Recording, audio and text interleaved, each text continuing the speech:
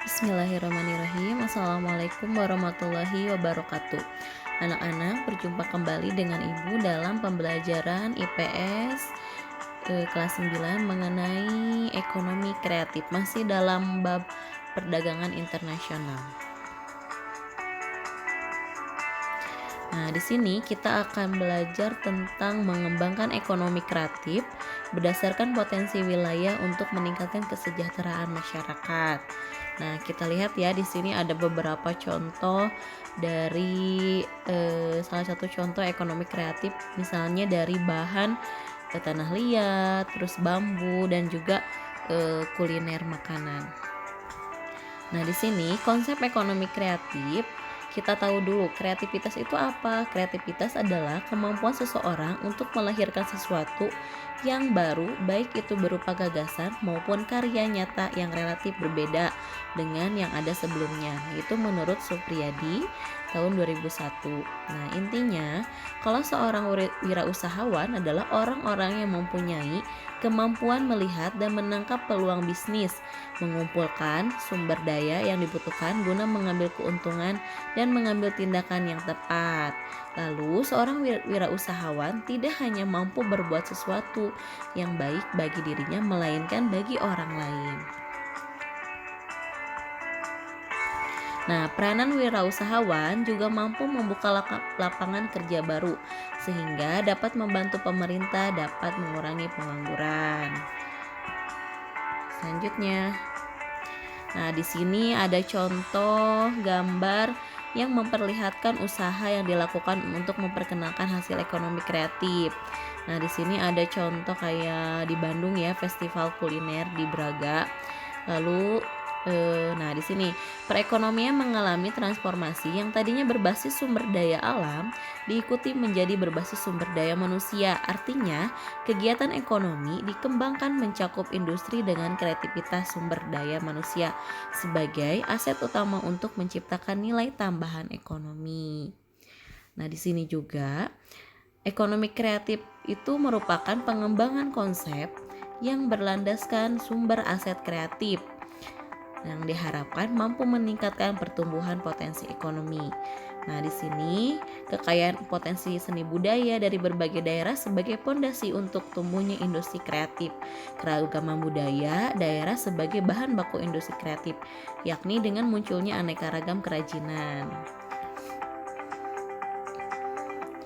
Pemerintah mengidentifikasikan lingkup industri kreatif mencakup 14 subsektor, yaitu seperti pasar seni, barang antik, kerajinan, desain, fashion mode, film, video, dan fotografi atau permainan interaktif, musik, seni, dan lain-lain. Nah, contoh-contohnya ada di bawah gambar ini ya, sebagian. Nah, lingkup industri kreatif yang tadi Ibu bahas, yang pertama yaitu pengiklanan, advertising, yaitu meliputi proses kreasi, operasi, dan distribusi dari periklanan yang dihasilkan, misalnya seperti riset pasar, perencanaan komunikasi, dan lain-lain. Lalu yang kedua ada arsitektur. Arsitektur, kegiatan ini berkaitan dengan desain bangunan secara menyeluruh. Lalu yang ketiga ada pasar barang seni, yaitu kegiatan ini berkaitan dengan perdagangan barang-barang asli, unik dan langka, serta memiliki nilai estetika seni dan sejarah yang tinggi. Lalu yang keempat ada kerajinan, craft. Kegiatan ini berkaitan dengan kreasi seperti tadi ya, kayak pembuatan dari bambu, terus tanah liat, atau misalnya kardus-kardus berkas dan lain-lain. Selanjutnya juga ada desain. Desain yaitu kreatif ini berkaitan dengan kreasi desain grafis, udah jelas ya. Desain interior, desain produk, dan lain-lain. Lalu fashion berkaitan dengan kreasi desain pakaian. Ya. Lalu ada video, film, fotografi. Nah, di sini juga berhubungan dengan ekonomi kreatif dan permainan interaktif game seperti hiburan yang kalian sering di TV. Nah, pemerintah menginginkan ekonomi kreatif merupakan salah satu tulang punggung ekonomi nasional. Beberapa hal yang dapat dipahami sebagai pertimbangan kebijakan ini sebagai berikut. Yang pertama yaitu ekonomi kreatif telah menunjukkan potensi signifikan terhadap penciptaan dan penyerapan tenaga kerja serta pertumbuhan ekonomi. Lalu yang kedua ada beberapa jenis modal kapital yang dimiliki oleh individu.